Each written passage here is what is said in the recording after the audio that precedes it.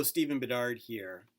One of the things I like to talk about is that of the Jesus myth theory, which part of it is a claim that Jesus of Nazareth never existed, and they try to point out the lack of evidence. And they will list all kinds of authors who should have talked about Jesus but didn't.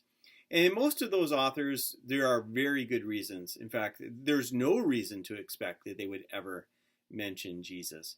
But one of the most compelling arguments against the existence of Jesus is the fact that Philo of Alexandria never mentions Jesus. Now, who was Philo? Well, his name was Philo, and he was from Alexandria. He was a Jewish philosopher who lived in Egypt, and he was born around 20 BC and died around 50 AD. So that makes him a direct contemporary of Jesus. So you would think that he would probably talk about Jesus. And yet, in my copy of Philo, you will never find Jesus referenced in there. And he has a lot. I mean, you look at how thick this book is.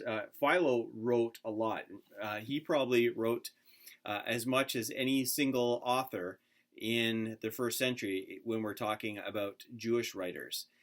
He wrote a lot. We have just a few writings from Josephus, maybe longer writings, but in terms of sheer numbers, I think Philo probably takes the top spot. So why doesn't Philo mention Jesus? Well, again, as I said about those other authors, there's actually a pretty good reason why Philo never talked about Jesus. Most of what you would find in this book is philosophical in nature. He is looking at Old Testament passages, but he's looking at it through an allegorical lens, and he's trying to blend biblical teaching and philosophical concepts. So he's a Hellenistic Jew, so he's blending Jewish theology and Hellenistic philosophy. That's what he's trying to do. That is his goal. He is not a historian. He is not writing about the things that are happening during his time, with one exception, and I'll get to that in a minute. And so really, there's no reason for him to be talking about Jesus. Again, he's not even living in Galilee or in Judea. He is in Alexandria, which is a completely separate Jewish community. It had a very different culture. In fact, at one point in Egypt, there even was a Jewish temple there, which a lot of Christians are not aware of. So it was a very independent Jewish community. And so there's no real reason why he should be talking about Jesus. But I said that there was one exception when it comes to him talking about history. And that is a writing that he has that is called On the Embassy to Gaius. And Gaius is actually the real name of the Roman Emperor Caligula. Caligula was actually his nickname. It means little boots, which makes him sound very cute, even though he was a terrible monster. But to be fair, he was given the nickname when he was a kid, so it made sense and it stuck. So we think of him as Caligula, but his real name was Gaius. And at one point, Philo and some others go to see Gaius in Rome and try to argue a specific case to him. And in that writing, he does mention a number of historical figures, including some historical figures that are mentioned in the New Testament, but he doesn't mention Jesus. But that shouldn't be surprising to us because Jesus had nothing to do with what was going on about that specific thing. Philo wasn't trying to give us a snapshot of what was happening in the Jewish world at that time. He was dealing with a very specific thing. There was a conflict between the Jews and Gaius, and Philo was trying to solve that conflict. And it really did not touch upon Jesus at all. So really, even though we would love for Philo to have mentioned Jesus, we really shouldn't be surprised that he didn't mention him. But I actually want to go one step further and say that there is an apologetic advantage to Philo not having mentioned Jesus.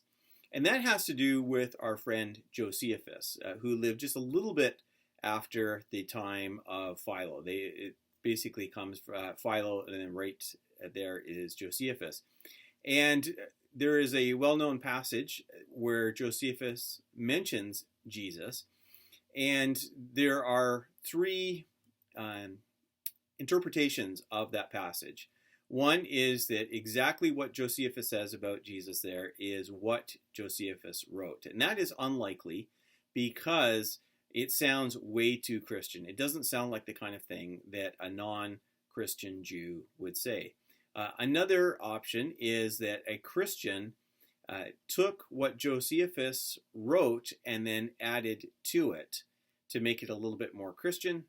And then the third interpretation is a Jewish author came later and just completely inserted that passage into Josephus. That originally Josephus mentioned nothing of Jesus, and then this Christian added it. I think that the most convincing argument there is that Josephus did write something, and that a Christian, a well-meaning Christian, I'm presuming, came in and fixed it up and added a little bit more Christian content to that. And this is where Philo comes in. If Christians at that time were willing to insert their own Christian additions into Jewish writings where there had been no indication of any reference to Jesus, if they were willing to do that in Josephus, would they not be willing to do that in Philo? The fact that there isn't anything added into Philo, because Philo originally never said anything about Jesus, and no Christian tried to add something to what Philo said. Because of that, that is actually pretty good evidence that Josephus did write something, that the only reason something was added was because Josephus had already included something. So it actually is to the historical Christians' benefit that Philo doesn't say anything about Jesus, because it supports the fact that Josephus did say something about Jesus. So if you hear that that Philo never mentioned anything about Jesus, he should have mentioned something about Jesus, and the only reason he didn't mention anything about Jesus was because Jesus never existed, that is absolutely false. The reason that Philo never mentions Jesus is because Jesus has nothing to do with the things that Philo is talking about. It's just not a part of his aims for his writing.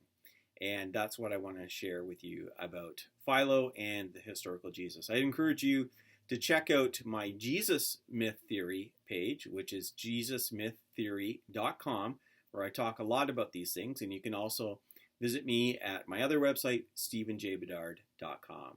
Thank you, and God bless.